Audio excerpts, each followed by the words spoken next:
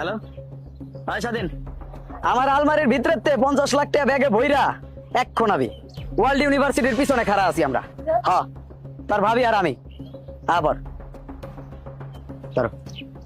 10টা মিনিট খাড়া নেই জায়গায়, আপনার টাকাইতেছে।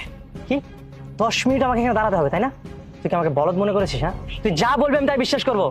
মিশে মিশে তুই বললি তুই গাড়ি কিনবি, আর আমি বিশ্বাস করলাম না। আর আমাকে বলছিস 10 মিনিট দাঁড়াবো, তারপরে ভুলভাল বুঝে চলে যাবি। কোনো সমস্যা নেই, কিয়া আয়া পড়বো, আপনাকে হারান। আমার জামাই রে যে এমনি করে শুরু করছেন, একটু পরে দেখমু আপনার যে সুরাত, আপনার যে চেহারা, এই চেহারার রং কেমন হয় এইটা আমি একটু পরে দেখমু। ভাইজান আমি টাকা লয়ে এসেছি। স্বাধীন, তুই আইসোস? তুই জানোস এই বেড়া কি করছে? এই বেড়া তোর বাইরে অপমান করছে। এই বেড়া কি মনে করছে জানোস? তোর বাইর কাছে মনে টাকা পয়সা কিচ্ছু নাই। এই বেড়া আরো কি কইছে? এই বেড়া কইছে তোর ভাই নাকি দিনে কামায় 200-300 টাকা। এখন তুই ক এই বেড়ার কি করতে মন চায়? তুই টাকা আনছস না? এই টাকা এই বেড়ার পায়ে এখনই ফেল, এই পায়ের নিচে ফেল, তারপরে বুঝবে আমার জামাইয়ের ঠেলা কত দূর পর্যন্ত আছে। হ্যাঁ ভাবি, এখনই দিতেছি।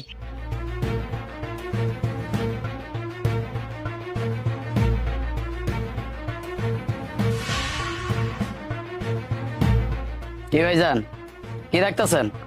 এক কাম করেন, টিয়াগুলো সব বুঝনা লন আর গাড়িটা দিয়া যান। ভাইজান আমার ভুল হয়ে গেছে, আমি আসলে আপনাদেরকে চিনতে পারি নাই। না জেনে না বুঝে আপনাদেরকে অনেক কথা বলে ফেলেছি। আসলে মানুষের পোশাক যে সবকিছু বিবেচনা করে না, এটা আপনাদের না দেখলে বিশ্বাসই করতে পারতাম না। প্লিজ ভাই, আমার ভুল হয়ে গেছে, আমাকে মাফ করে দিন। আর গাড়িটা তো আমার না ভাই, আমার বড় ভাইয়ের গাড়ি। আমি জাস্ট খালি ঘুরতে আসছিলাম, আর আমি চাইলেও তো গাড়ি বেচতে পারবো না আপনাদের কাছে। প্লিজ আমাকে মাফ করে দিন। এরম ভক্কর চক্কর কথা কয়ে এখন কোনো লাভ নাই। আমার আত্মসম্মানে আঘাত করছেন আপনি, আমারে অপমান করছেন, আমার বউডারে পর্যন্ত আপনি অপমান করছেন।